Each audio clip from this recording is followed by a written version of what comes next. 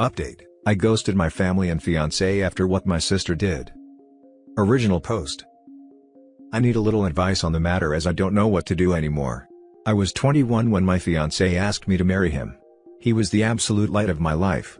We had known each other since preschool, and our families are very close. He would come and have dinner with us on a daily basis and vice versa. He doesn't have any siblings, but I have 2 older sisters, which is very important as he was also very close with them. We grew up together. When we started dating, I don't think our parents stopped celebrating for weeks.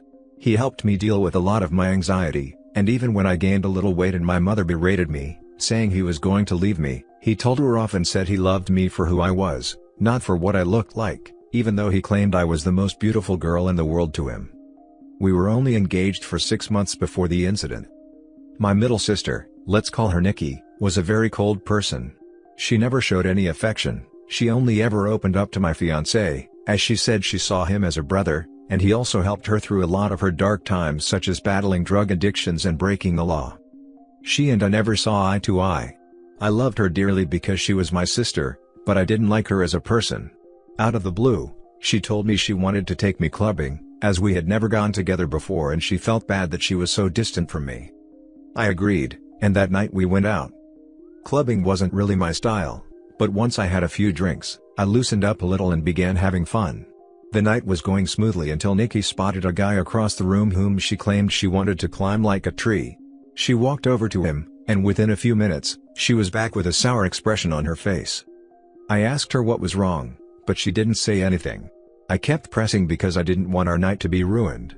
She then told me the guy didn't want her number but wanted mine instead. I told her he was a loser and that there were plenty of guys around who would kill to be with a girl like her, but she didn't budge. She told me she needed to use the restroom, and then we would leave. I waited for over an hour. During this time, I was sipping on a lot of different cocktails. I started feeling really dizzy and lightheaded. I figured I'd just cab it home, as I was certain Nikki had left. On the way out, I bumped into a friend of Nikki's whom she had briefly dated. He asked me if I needed a hand to my car, and I explained I was getting a cab. He said he was getting ready to leave and that we could share one. I told him okay, and we walked out of the club together and into the first cab we saw. I tried to find my phone in my purse, but I felt myself getting dizzier and dizzier. I don't remember what happened next, as I blacked out, and the next morning, I woke up on a hard sofa, my head pounding. When I came to, I realized I was in Nikki's friend's house, and my phone was sitting on the glass table in front of me, but it was dead. When he noticed I was awake, he offered some tablets and water and explained that I had passed out in the cab, and since he didn't remember my parents' address, he just picked me up and took me back here, where he laid me on the sofa. I told him I needed to go home as my fiancé would be worried. He called a cab, and I left. When I arrived at my parents' house, my mother, father, Nikki, my fiancé, and his parents were all standing in the living room. I thought they were worried about me, but the instant I opened my mouth, my fiancé asked, "How could you do this to me?" I tried to explain that my phone went dead, but he then went on screaming about how I could cheat on him. I was baffled. Why would he think that? I tried to explain the night's events, but I kept getting cut off. Nikki then chimed in and said I was a lying ass and how could I be so heartless to a man who had been there for me through thick and thin. She went on to say I kept flirting with random guys all night and that when she went to the bathroom, she saw me leave with her friend. I told her what had happened, and she showed me photos on her phone where, as we were leaving, his hand was on my back ushering me outside. Yes, the photo did look horrible, and I was so drunk I didn't even realize his hand was on my back at all. My fiancé was so angry. He kept shouting, and his mom and mine were both crying. I then asked Nikki to call her friend, and he would confirm nothing happened, but when she called him, he told a completely different story. He said I begged him to take me back to his place, and when he did, we slept together multiple times. I saw red and started crying and yelling at Nikki because I knew she had organized this whole thing to make me look bad. I begged my fiancé to believe me, but he just shook his head and left. When everyone had cleared out, my mother slapped me across the face and told me to get out. I left and went to a friend's house, where I stayed for a few nights. During those nights, I called my fiancé crying and pleading with him to believe me, that nothing happened, but it all fell on deaf ears as he never returned any of my calls or texts. My mom texted me and told me she was kicking me out and that she couldn't believe I would do such a thing, along with a lot of other hurtful slurs I don't think I could repeat here. She didn't even give me time to get my things, as she threw everything out. I was now homeless. None of my family would take me in, as they chose my fiancé and my mother's side. I was homeless and single in less than a day and a half. My entire world had been taken away because of Nikki's lies. For weeks, I tried everything to get my fiancé back, and my family. The limit for me, though, was when Christmas time came, and I went over to my mother's house to try and reconcile. I was sleeping from couch to couch during this time. When I got to my parents' house, I knocked on the door, but no one answered. My friend then called me and told me she had just seen on Facebook that my family were in another state celebrating Christmas, and they had posted pictures online. Everyone was there, my sisters, parents, grandparents, and even my fiancé and his family. When I saw the photos myself, I couldn't stop crying, as they all looked so happy. I cried for days and days before deciding to block them all. I even returned my engagement ring. My friend knew someone a couple of hours away who was looking for help in his restaurant, and he even had living arrangements above where he worked, so I could get rent at a cheap price and work at the same time. I wanted to start over with my life, as it hurt me that no one took my side and they all left me to fend for myself. I was able to move pretty quickly and was doing well. The apartment was tiny, and I had to work 10+ hours almost every day, but I was able to save a lot of money. I'm not living in the apartment anymore. I was able to rent a much nicer condo, but I am still working at the restaurant as assistant manager.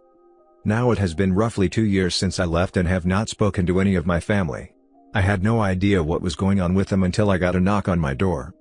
It was my ex-fiancé. I was shocked, to say the least. All these feelings came rushing back, and all I wanted to do was jump into his arms. But then I remembered the pain I had felt and tried to slam the door in his face, but he stopped it and asked that I let him explain. He said that Nikki had gotten married and had confessed that she lied about the situation because she had found someone she loved so much and realized what a horrible thing she had done. I asked him how he found me, and he said my friend told him. My entire family had been trying to get in touch with me and want to see me. I told him I needed time to see if I even wanted to have them in my life. He left, and I have been a mess since. I don't know what to do. I know I will never, ever forgive Nikki. She could rot for all I care, but it's hard because my other family and fiancé didn't know she was lying.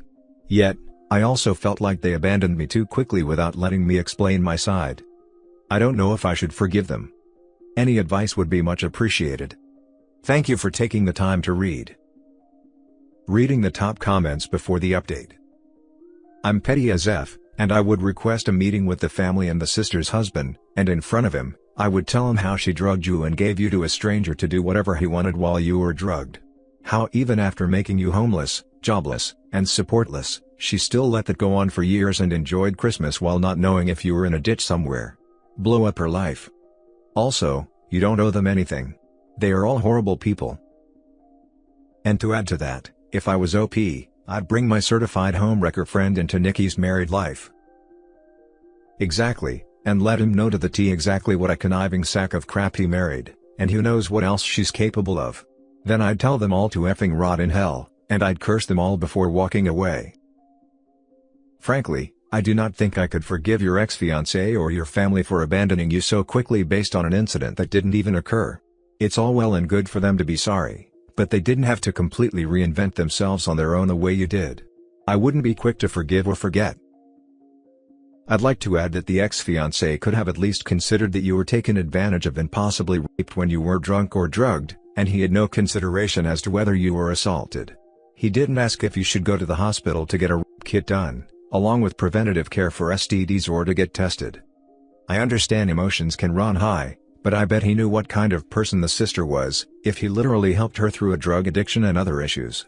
For clarity, being addicted to drugs isn't the problem, but the kind of person your sister is. There's no way he wasn't familiar with the type of person she was and what kind of friends she might have. He deserves 0 second chances. Update. Wow guys, I don't even know where to begin. I am honestly so grateful for all the support, advice, beautiful messages, and awards you've given me. I wish I could personally thank each and every one of you, and I did try my best to reply to every message. You guys are honestly so amazing, and I cried reading all the comments. My heart has never been so touched by the amount of love and support I got on this post. I'm sorry if it took too long to post an update. I was honestly in so much shock I didn't know how to cope with it. So, I never got back to my ex. I didn't know what to do, but eventually, he must have given my phone number to my parents, as they texted asking to meet up. I never replied and was planning on organizing a Zoom meeting but didn't need to, as they also showed up at my door. Well, my father did. When I answered the door and saw him standing there, I ended up throwing up, which he insisted on cleaning. When he was done, we sat down, and I just burst into tears.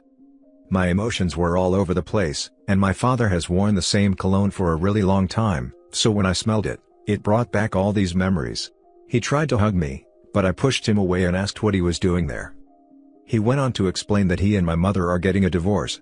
He said he begged my mother to get in touch with me the minute I left, but she refused and said I was acting like a baby, and if I wanted to leave them after doing something so horrible, then I could do things on my own from then on. I asked him how long it took them to notice I was gone. He said they arrived back home after New Year's Eve and were planning on inviting me over so we could talk. That's when they got in touch with my friend, and she told them I left and she didn't know where I was. I asked him why he didn't listen to my side of the story and why they threw me away so easily. He just started crying. He said he never meant for things to get so out of hand and that he wishes more than anything he could take it all back. I said when they found out Nikki was taking drugs and had dropped out of high school, they didn't throw her away. Instead, we all went on a holiday so she could focus on things besides drugs, and during that trip, she got hooked on alcohol. Each time, they defended her over and over. He said he had no idea my mother was going to kick me out. He thought it was going to be for a few days, but then they decided last minute to spend Christmas out of state. My mother apparently promised him I would be allowed back home after they got back. I said she threw away all my stuff, but he said everything was still there and that she lied about that. I asked him what happened to Nikki, and he said she is dead to him. He wants nothing to do with her. But my mother has been crying to him, asking him to forgive Nikki as she's not well and that they had already lost one daughter, they couldn't lose two. He blocked my mother and Nikki and has been on my ex's case about finding me. My ex caved in when my dad said he had blocked my mother and Nikki, and he told him where I lived. I asked that he never show up again unless I give him permission, and he agreed. He asked what would happen now, and I said I really don't know, that he hurt me really bad. I then went into detail about how much he hurt me, what it felt like seeing them so happy without me, and how hard it's been. We were both crying by the end of it, but I was really glad I got it all out. It felt like a huge weight had been lifted off my shoulders.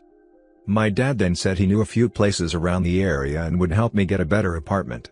He said he'd also help me get a better job, but I told him I wouldn't be leaving this one as my boss helped me out so much, and I wanted to repay him at all costs. I said I didn't want him to do anything for me, but I do want to reconcile. However, it has to be on my own terms, and it's going to take a very, very long time to trust him again. I told him I might never trust him again. He said he would do anything to make up for what he did. I asked him why Nikki did this and if she said anything about it. Well, she said she thought my ex deserved better than me and wanted to see him happy because he was making too many sacrifices in the relationship. She loved him like a brother and wanted to break the engagement off, so that night she asked her friend to come and escort me out of the club so she could get photos and make it look bad. She said nothing sexual happened. I went to sleep on the sofa and that was it. He was up playing video games all night until I woke up, which he apparently has proof of. My dad was planning on getting my stuff from my mother's house and bringing it to me, but I told him I didn't want those things anymore. I then asked about Nikki's husband, and he said my mother has been hush-hush about the entire situation, but he had his number and wrote it down for me. After my dad left, I decided to call Nikki's husband. I was sweating the entire time and felt so sick. What if I could hear her in the background? Well, anyhow, when he picked up, I just spat everything out, which I deeply regret because I should have eased into it for him. He sounded really confused, so I explained the entire situation again. I even went into detail about her drug and alcohol problems. I was honestly expecting him to curse me out and defend Nikki. Instead, he let out a long sigh, and, well, turns out he had a feeling she wasn't exactly innocent. Turns out she and his sister have been having problems, and Nikki has been spouting non-stop lies about his sister and caused a huge rift between them. His sister didn't even attend their wedding. I told him I was sorry but that he should make things right with his sister because Nikki was the problem, not her. We spoke a little more, and then he hung up. I'm not entirely sure what he's going to do with that information, but I hope he cuts his losses and leaves her. He sounded like a really nice person, and even he has lost his own sister because of Nikki. So, I have decided to reconcile with my dad. My mother has always run the show their entire marriage, so the fact that he's putting his foot down, divorcing her, and going no contact with Nikki shows he's serious about wanting to make amends. I don't think I'll ever reconcile with my mother, as she thinks Nikki is a victim in all this, and at this point, I don't care to listen to her excuses. If she reaches out and we talk, I'll update the post again. As for my ex, I haven't had the time to meet with him and talk, though my dad mentioned he wanted to come with my dad, but he told him I'd be too overwhelmed if both were there and that seeing them separately would help me make clear decisions. He also mentioned my ex was arrested for assaulting Nikki's friend who lied about the entire situation. He was being charged, but the charges were dropped a few days later. I'll update the post again when I have time to speak to my ex. Thank you, guys, for being so patient, caring, and just amazing. So this means your sister literally drugged you just to break your relationship up? The way you were passing out at the club isn't normal. What about your other sister? It might be a lot of hoops to jump through, but I would seriously consider if any charges could be brought against your sister and her friend. They drugged you. They caused you extreme emotional turmoil. But I totally understand, OP, if you just want to wash your hands of them and not reopen old wounds. I'm glad your dad got in contact with you, but just take it slow. It was still a big betrayal, he could have tried finding you sooner, etc., but better late than never. I hope you two build on your relationship. I understand the ex's reaction and pain, but just see what stage you're both in now. Has he moved on? Does he have a girlfriend? Just talk everything out, about how you felt and how you're feeling now, etc. Just proceed with caution. I hope you do overcome this, but be careful. Honestly, cut contact with your mom and sister, never ever let them back into your life. The fact they abandoned you. Fair enough if they chewed you out, but they genuinely left you for dead, no support, no nothing. Don't let them back in your life. It was the worst thing they've ever done. I'm still bitter toward the rest of your family too, the fact they never found you, or that they went away for Christmas. Personally, I couldn't get over it. I wish you all the best. It's actually very karmic that you may have cost Nikki the relationship with the man she professes to love, after she did the same to you. At least in your case, it was an act of charity. That poor guy definitely deserves better. Her sister torpedoed her relationship with lies, OP has hopefully torpedoed her sisters with the truth. On to the next story. I accidentally laughed at my friend about his girlfriend cheating on him. What steps can we take to reconcile? Firstly, what happened was terrible, and she's horrible for that. It makes me so angry that she would do that to him. But I do remember last year when we were at the bar and he met her, something felt off about her. I told him that privately, and told my wife as well when I got home. Now, one thing my wife will tell you, I have great intuition. Anytime I clock someone as off, sure enough, they show themselves. But when I told my friend, he disregarded it and viewed her through rose-colored glasses, I suspect because she's hot. So now, some time passes and my friend, Mike, texts me and another one of his friends, Tim, that he needs to talk, so let's grab a drink. To give you an idea of our dynamic, Mike and I are really close, and so are Tim and Mike, but Tim and I are not close. So he confides in us that his girlfriend cheated on him, and it really hurt him. I felt bad because Mike is one of the nicest people you'll ever meet, but in my mind, I was thinking, I called it. Then here's the kicker, he said that his girlfriend made an excuse about being $1,300 short on rent. He was hesitant to give her the money, but he didn't said they were going to work on budgeting. Get this, she didn't really need the money and took that money to send it to the dude she was messing with. When he told me that, I busted out laughing because that's crazy. I said, man, that's what I call redistributing the wealth right there. I get it, bad timing. Mike made an excuse to leave, and then Tim left. Mike ended up blocking me on everything. So I told my wife, and she agreed my timing was terrible, but my joke was funny. Still, she privately told me off but texted my friend from her number to say he was overreacting. We have a great marriage, privately we call each other out, but publicly we stick together. He finally unblocked me but isn't ready to talk. I get my timing was terrible with the joke, but as far as the laugh, I can't control that. I think it was just knowing how, even though I knew she would screw him over, I couldn't have predicted this. LOL. 1. No one likes a know-it-all. What makes it worse is when the know-it-all says, I told you so. Which is what happened here. 2.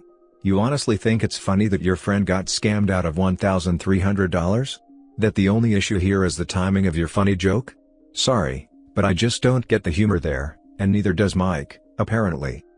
3. You can't control your laugh. You mentioned being 28 years old, not 12, so I find that interesting. If you're lucky, Mike will forgive you, with time. How much time? Only Mike can determine that. You can't force it, and if you try, you'll only drive Mike further away. You've opened the channel of communication, he's unblocked you. So all you should do now is wait for Mike to contact you. You may also want to reflect on your behavior, specifically how you treat your friends. A bit of compassion and support toward Mike, who's hurting from what happened, would have had such a different outcome here. 1. I didn't tell him I told you so. I just thought about how I called it and saw it coming.